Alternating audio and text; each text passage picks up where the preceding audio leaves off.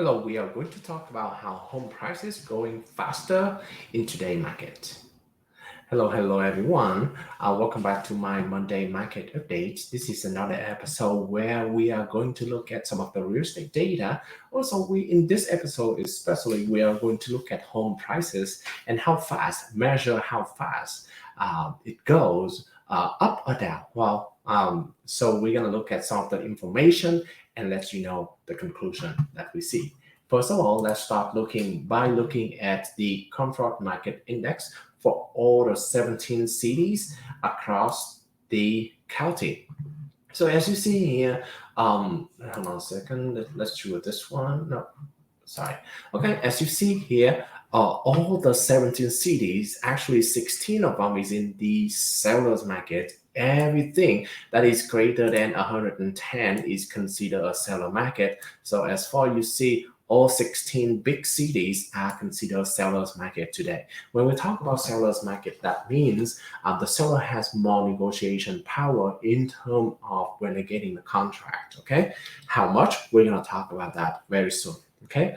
Um, and only one city is left, which is Buckeye in the balanced markets. This is 102. Okay, 102 is very close to 110. Okay, as soon as it's reached the 110 mark, it's gonna go to the sellers market as well. And in that situation, of course, the seller is gonna have more negotiation power. Right now, it is at the balance. Well, the higher the number is, the comfort market index is, the more the seller has the negotiation power. So as you can see here, the number one city as of right now is Chandler. Surprisingly, that is actually the area where Intel employees developing a lot. And as you see, like driving around Chandler, you can see that there's a lot of how do I say this, amenities for the residents living in the cities. We talk about restaurant, park, public park, right?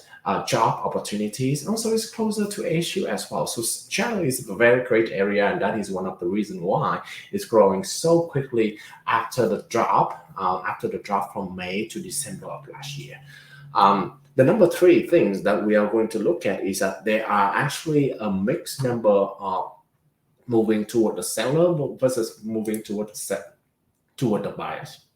Okay, if you look at the red arrow right here, these are the one that moving toward the buyer's market. Okay, but the thing is that it's not even though it is negative, right? The final result is still in the seller's market.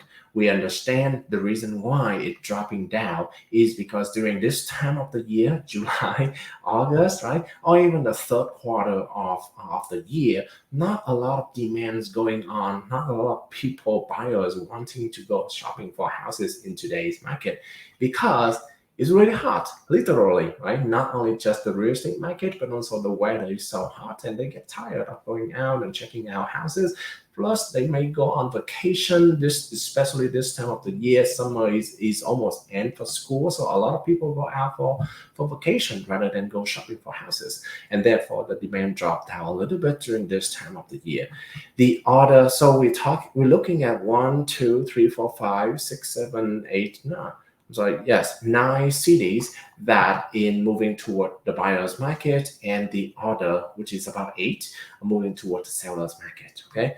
Across the country, though, across the county, though, again, we have to say that all of the 16 big cities already in the seller's market, and only one in still at the at the balanced market. Okay. Now, in terms of demand versus supply, comfort market index also give us a good indication as well. As you see here, the blue line is the supply. This is actually the main reason why we see that the comfort market index moving toward the seller. Okay, now as you see here, 100 from 90 to 110 is considered normal, right? Everything drop below this line is not normal. First of all, the blue line here represents the seller. The supply of the houses. Okay, is already below 90 mark. Okay, and then it is going downward. It's going downtrend. That means that there's not a lot of supplies of houses on the market. Okay, when you lack of something, the chance that the price drop is not possible. Okay, it's not possible. When you have a lack of something available, then the price of whatever available is very, very high. Okay, is high. So we're predicting that even though the demand is still in the abnormal zone right here, it's mainly because of the interest rate, right?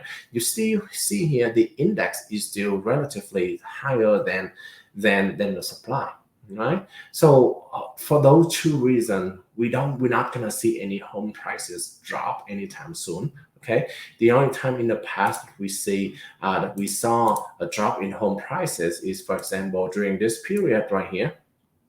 I'm sorry, during this period right here, right, where the supply is actually lower than the demand. In this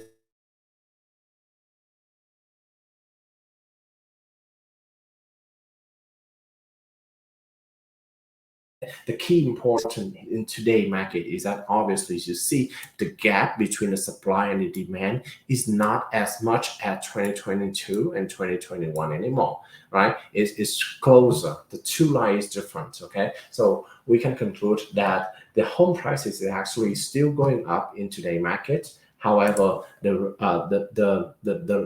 magnitude of the increase is actually less than 2021 and 2022. Okay, so that's a good side. Well, that's good and that's bad. Okay, because the buyers still have some options to choose from and don't have to worry too much about a home price going crazy again this year. Even though you still have to be careful because home price is still going to continue going up. The last number that I want to show you is that why is it significant to consider the trend of the comfort market index? As we see in the previous, in this video, we see that the the black line right here, having a trend of going up, right? Having a trend of going up.